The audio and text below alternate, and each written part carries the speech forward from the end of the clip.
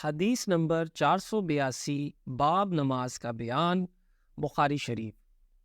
حضرت ابو ہریرہ رضی اللہ عنہ سے روایت ہے کہ رسول اللہ صلی اللہ علیہ وآلہ وسلم نے ہمیں دوپہر کے بعد کی دو نمازوں میں سے کوئی نماز پڑھائی، ظہر یا عصر کی۔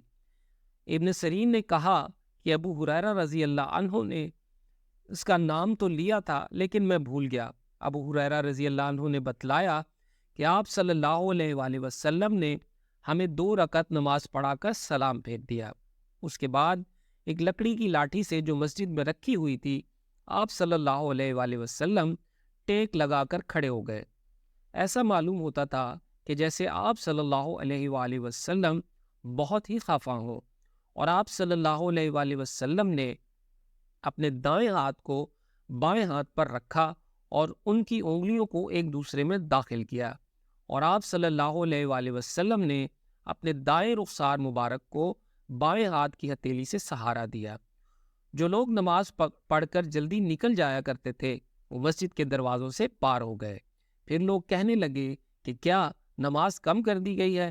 حاضرین میں ابو بکر اور عمر رضی اللہ عنہم بھی موجود تھے، لیکن انہیں بھی آپ صلی اللہ علیہ وآلہ وسلم سے بولنے کی ہمت نہ ہوئی۔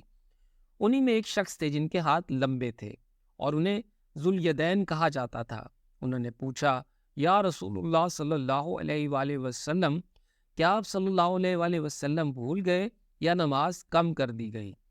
آپ صلی اللہ علیہ وآلہ وسلم نے فرمایا کہ نہ میں بھولا ہوں اور نہ نماز میں کوئی کمی ہوئی ہے۔ پھر آپ صلی اللہ علیہ وآلہ وسلم نے لوگوں سے پوچھا، کیا ذوالیدین صحیح کہہ رہے ہیں؟ حاضرین بولے کہ جی ہاں۔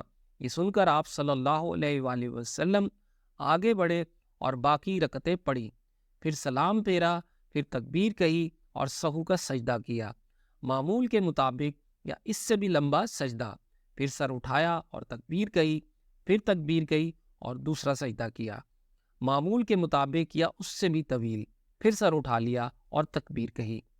لوگوں نے بار بار ابن سیرین سے پوچھا، کیا پھر سلام پھیرا؟